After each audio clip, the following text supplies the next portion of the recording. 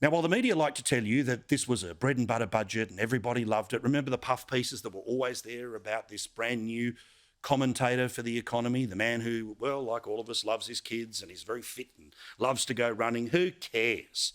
Well, yesterday, of course, last week, it was his chance to stand up and deliver, to do something about cost of living, to do something about power prices. Instead, all of it gets worse and 140,000 people will lose their job. Everyone high-fiving and standing up and how good's this, a cuddle? Well done, Jim, only 140,000 people losing their job? Well done, guys, how good's this? We're putting power prices up by 50%. Give me a cuddle, everyone. Well, we actually got some data today that the honeymoon is over for Anthony Albanese. Because this public, the public that we live in, not the one that the media likes to swim around in, will you be personally worse off as a result of this budget? Where do you think you'll be in 12 months' time? 47% of people say they will be worse off. Let's compare that to last year. It was only 23%, and this is the second worst number since apparently the worst budget of all time, back at the start of the Abbott era, and we all know that we supported that budget back then. But there was such media hoopla. Well, there's no media hoopla this time, but normal people, they're able to see with their own eyes and hear with their own ears.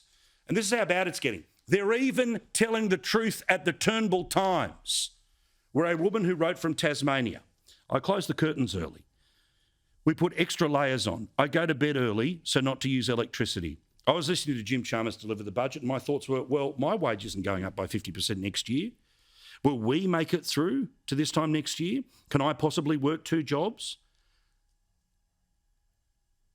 Am I sure that there is nothing else that I can cut out of our budget? What else can I give up? That's The Guardian. That's their coverage of the budget that all those Canberra people said, oh, geez, it's irresponsible. Oh, geez, it's responsible. But it didn't change anyone's life for the better. In fact, 140,000 people lose their job. Power prices go way up, and we all know why. Because one of the decisions made by this government was to speed us towards renewables.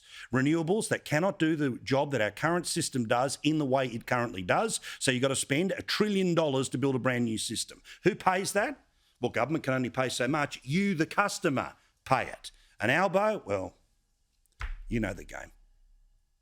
We're taking advice and we're continuing to discuss with the energy sector. Of course, we've already taken substantial advice and action.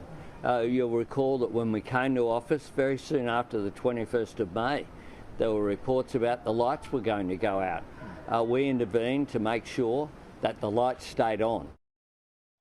Blah, blah, blah, blah, blah. It's BS on top of BS on top of BS. Remember, you saw it.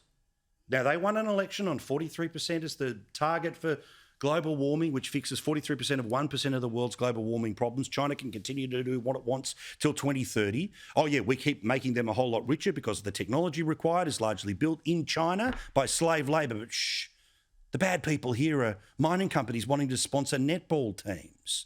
Remember, he signed a piece of paper that guarantees your power bill goes up. Him, them, these people, no one else.